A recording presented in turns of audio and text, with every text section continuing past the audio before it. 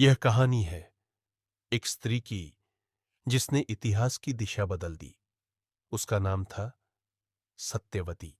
यमुना के किनारे एक नाव चलाती हुई युवती जिसे लोग कहते थे मत्स्यगंधा। उसके शरीर से मछलियों की गंध आती थी, लेकिन उसकी आंखों में था भविष्य का तेज।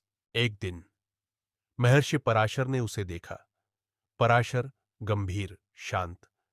तुम साधारण नहीं हो पुत्री, तुम्हारे गर्भ से जन्म लेगा वह जो युगों को दिशा देगा।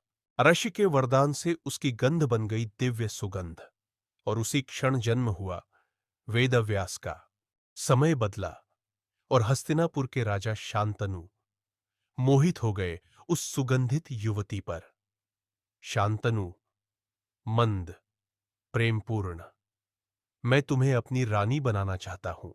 लेकिन सत्यवती के पिता कठोर स्वर, मेरी पुत्री का पुत्र ही बनेगा हस्तिनापुर का राजा। राजा मौन रह गए, क्योंकि सिंहासन का उत्तराधिकारी तो पहले ही तय था, देवव्रत। पिता का दुख देखकर देवव्रत ने लिया वह निर्णय जिसने उन्हें बना दिया भीष्म। सिंहासन का त्याग, आजीवन ब्रह्मचर्य।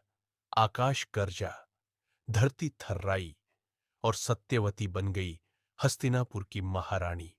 सत्यवती की आंखों में चिंता थी। राज्य, वंश, भविष्य, सब दांव पर था। तब सत्यवती ने बुलाया अपने प्रथम पुत्र वेदव्यास को। वंश को बचाना होगा, चाहे परंपरा से अलग ही क्यों न जाना पड़े। और जन्म हुआ धृतराष्ट्र, पांडु, विद एक स्त्री का निर्णय, एक वंश की चिंता।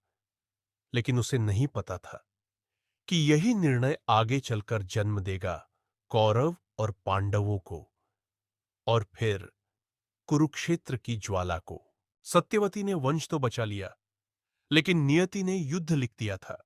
अगले एपिसोड में धृतराष्ट्र और पांडु की कथा, और उस संघर्ष की शुरुआत जिसने महाभारत को जन्म दिया।